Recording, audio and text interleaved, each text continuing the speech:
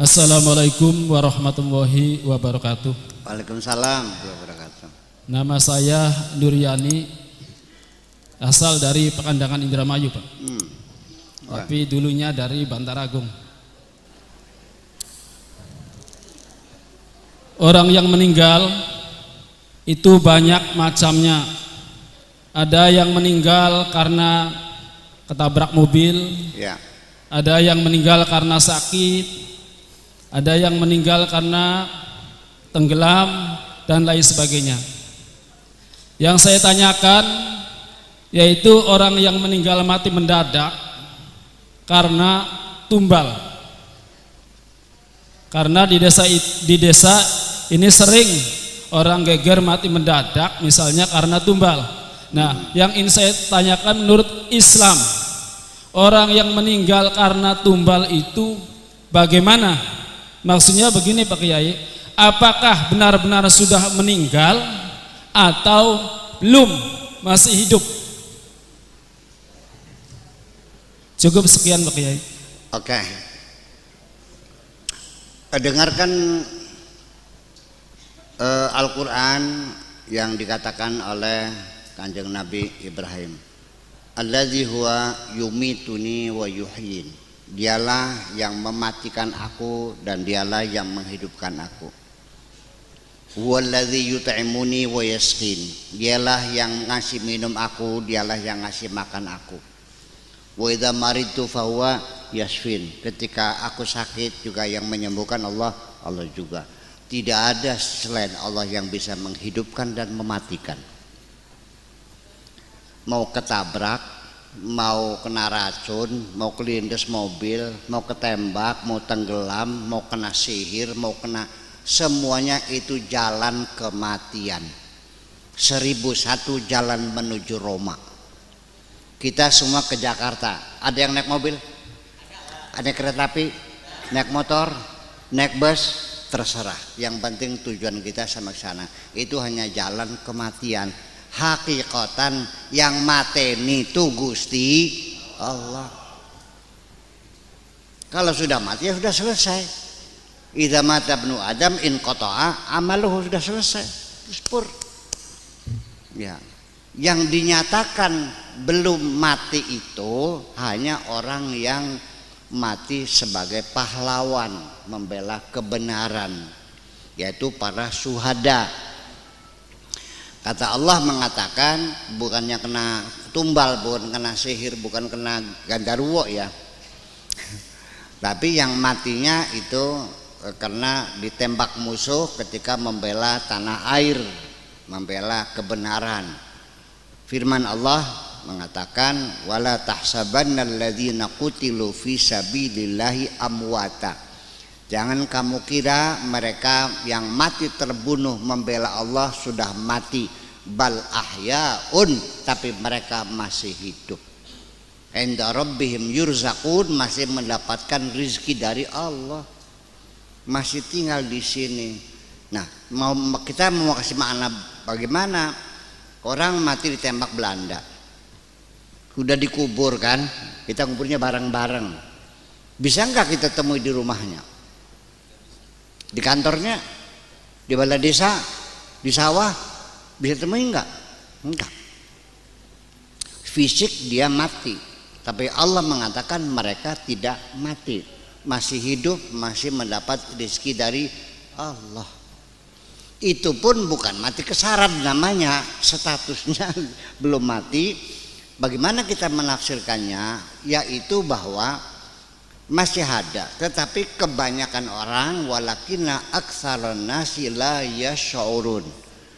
Kebanyakan orang tidak bisa merasakan keberadaannya. Satu contoh umpamanya, Mas Sepeng udah mati belum? Di rumahnya ada enggak?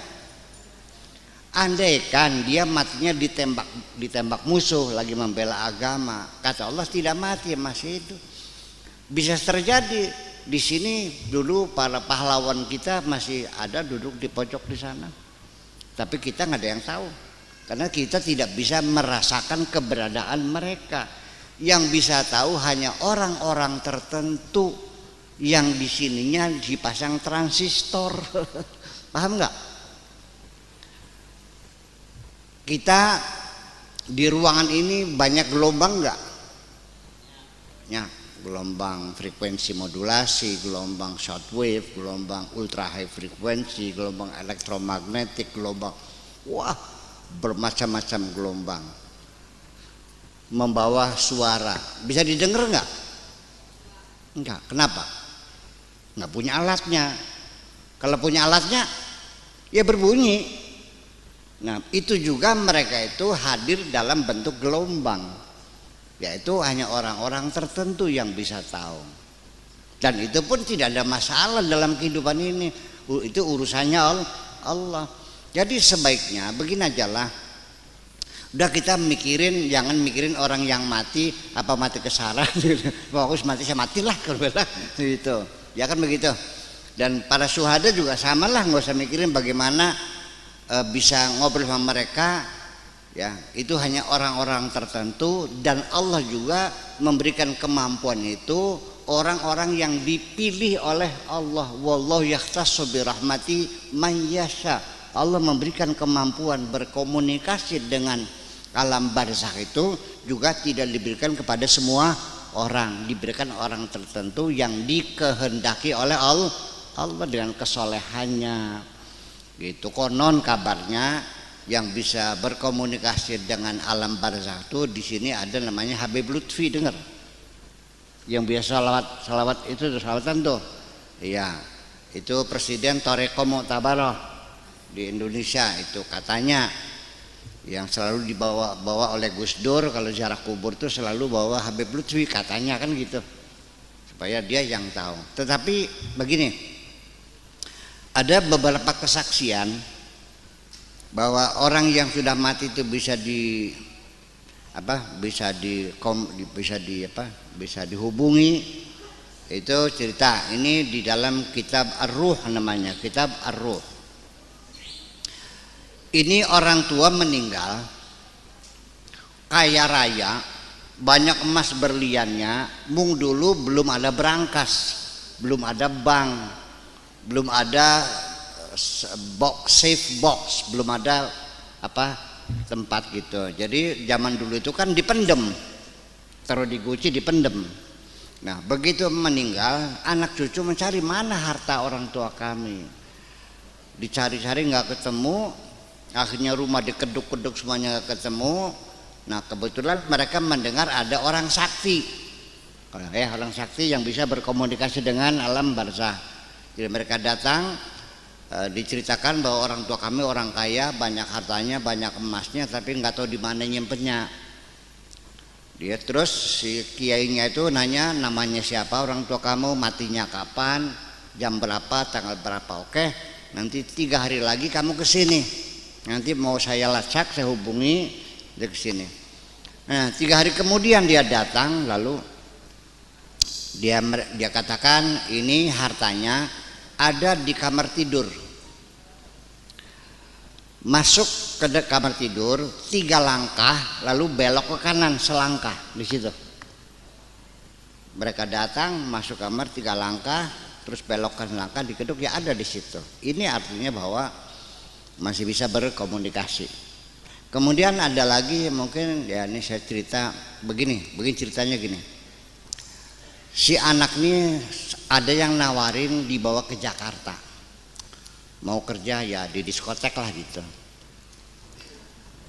Sudah dandan, si mucikari sudah siap menjemput jam sekian, jam 3 malam gitu, mau dibawa ke Jakarta. Pakai apa biasanya tuh mobilnya travel ya, travel yang 2/3 tuh. Jadi dia sudah dandan, sudah baju di koper, sudah duduk di ranjang nungguin jemputan. Tiba-tiba kakeknya datang. Wahai cucuku, mau kemana kamu? Mau ke Jakarta bapak tua. Ada apa? Mau kerja. Untuk apa? Buat kasih makan anak-anak. Ya, suami saya meninggal dunia, anak-anak saya perlu makan. Jadi gimana? Wahai cucuku yang tercinta, ini bapaknya mati pahlawan ini. syuhada. Jangan pergilah, percayalah, kamu dapat harta nanti kamu penyakit nggak ada enaknya. Udah tinggal saja di sini, kalau nurut bapak tua doakan kamu dapat suami yang kaya. Gitu. Begitu. Ini dalam keadaan duduk. Terjadi dalam keadaan duduk, tidur tidak, mimpi juga tidak. Setengah mimpi tidur. Begitu dia sadar, kakinya itu menghilang, dia menangis menjerit-jerit, kopernya dilemparkan lagi, mucikari datang diusir mucikarinya. Udah, hanya 1 minggu itu ada duda kaya, istrinya meninggal dunia, sawahnya 40 hektar. Ya kan? Ini kan cerita itu kan testimoni dari orang-orang yang mengatakan bahwa kadang-kadang itulah makanya inda rabbihim yurzaqun tuh tidak mesti harus mereka mesti makan, mesti pakai bukan. Bisa berkomunikasi, bisa membimbing anak-anak cucunya. Itulah makanya. Mengapa demikian Ibu sekalian? Ini begini.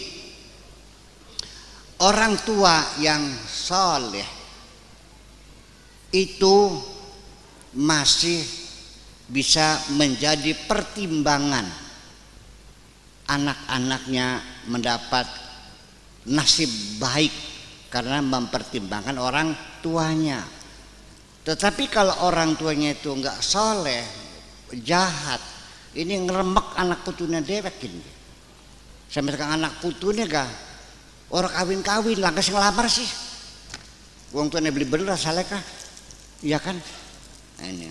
Nah, jadi artinya bahwa Nabi Khidir itu sendiri menyelamatkan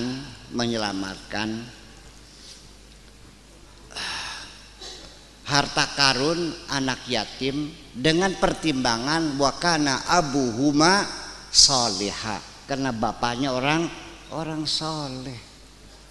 Percaya enggak?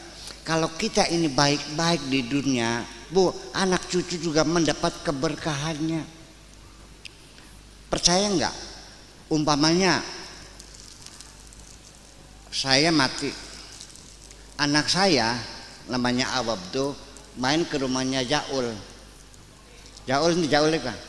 Lamun anaknya kita tekaning sira, waya balik disangoni belenang. Sangonnya tetep ae kelinganing bapane. Jadi kalau kita sayang sama anak cucu, tolong dong kamunya yang bener, jangan buat ulah. Nanti anak cucumu ikut sengsara semua. Percaya nggak Bu? Aduh, amit-amit pitung turun, masa gerap kita dia mantu koro turunannya gentok. Ya kan? Nasib mereka juga terganggu karena kelakuan kita ini. Maka kalau kita menitipkan anak cucu kita kepada masyarakat, cobalah kita banyak berbuat baik kepada masyarakat kita. Saya kira mungkin begitu. Terima kasih.